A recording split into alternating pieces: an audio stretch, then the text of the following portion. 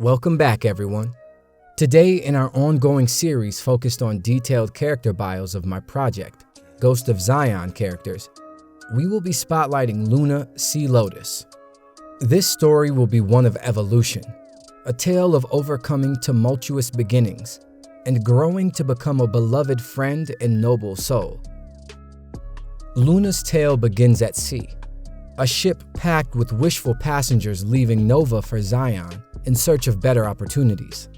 Among those passengers, a recently widowed father with his 1-year-old daughter gaze out across the sea and watch Zion's beautiful mountainous peaks creep over the horizon. This little girl is Luna Si Lotus. After her mother's tragic passing, Luna's father could not continue living in a place that reminded him of her. So he packed their bags and sailed off to the land of his forefathers. A few years into their new life, Luna's father would find himself entangled in a deranged cult who believes in an all-powerful sun god. And only through sacrifices can they appease this god. At the age of 4, Luna's father would offer her up to the cult as their holy sacrifice.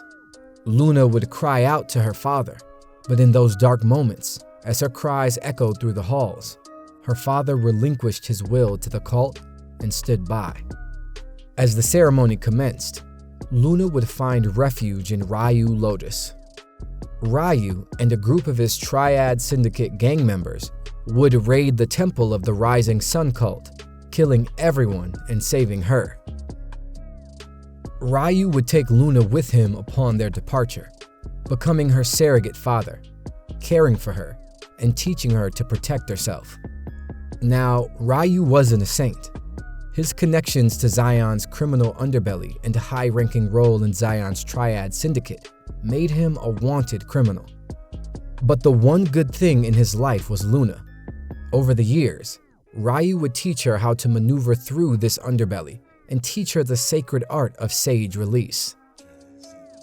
Sage release is an ancient art that allows humans who cannot use traditional Izanagi magic to break through one's body restraints to subvert the natural magic creation form and achieve ultimate power. Around the age of 10, Luna would come into contact with a group of orphans living in the city of Mdala. Her first interaction with Issa would start off on a rocky road. Still running scams for Ryu's gang, Luna would find herself pickpocketing Issa. Their encounter would lead Luna to run into a group of individuals who had a warrant out for her. Seeing of a piece of himself in her, Issa would help Luna escape the group, and for his help, Luna would give back the item she stole from him.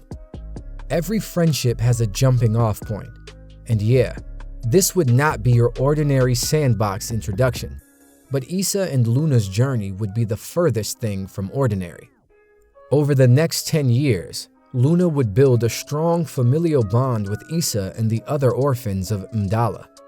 Their bonds would lead to them establishing the first orphanage in Mdala, building a stable community that could assist in the management of the new orphanage and the surrounding businesses.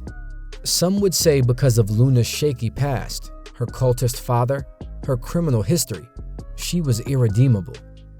But there is an old proverb I like to live by. In our lowest moments, we are open to the greatest change. And Luna's character arc will be the embodiment of this saying. Thanks for checking out our third entry in this series spotlighting my Ghost of Zion characters. Tune back in for our 4th installment focused around Maya Jian, Princess Zosie's best friend.